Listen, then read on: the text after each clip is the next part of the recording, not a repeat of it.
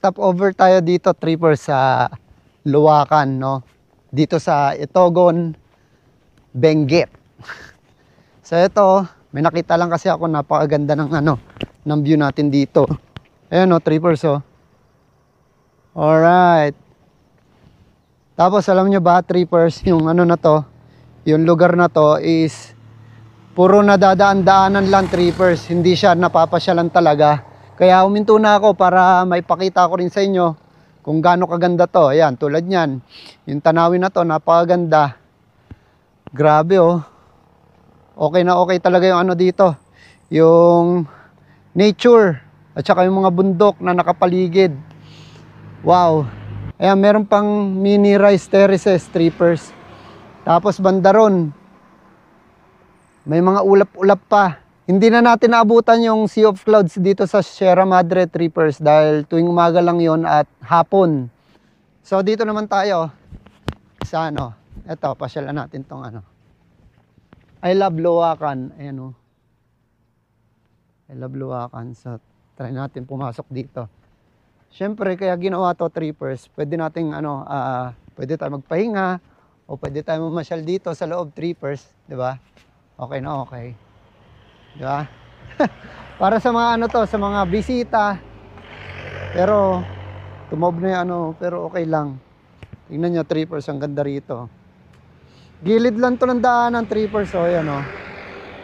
So hindi siya na-appreciate, trippers, dahil nga nadadaan-daanan lang ito, no? So yan, I love Luwakan. Alright, so sa taas siguro may view deck pa ron. O may pa doon, So tignan natin. Ayun, may may akyatan, trippers, pero gusto ko talaga tong explorein. Ayun, ayun, parang may view deck doon sa taas, trippers, Tara, tignan natin.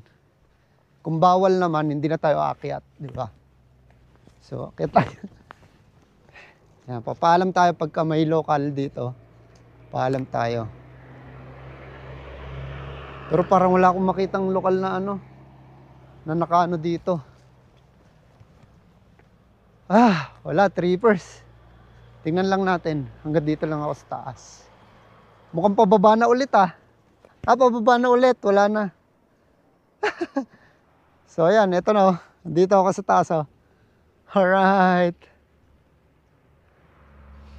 Grabe. Pababa na pala ulit. Doon pala yung daan nun. Sa kabila. Trippers. Ito yung view natin dito ngayon, Taas na. Ganon-ganon lang.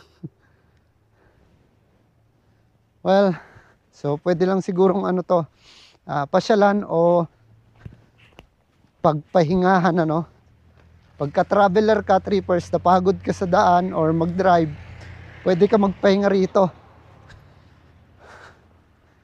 Di ba? Ito, may kubo pa, Ayan, pwede kayo magpahinga rito, trippers, yan. Di ba? Hindi na-appreciate to, trippers, dahil nga nadadaan-daanan lang. Siguro may mga nakapagpa-picture na rin dito sa lugar na to, yan. No? Di ba?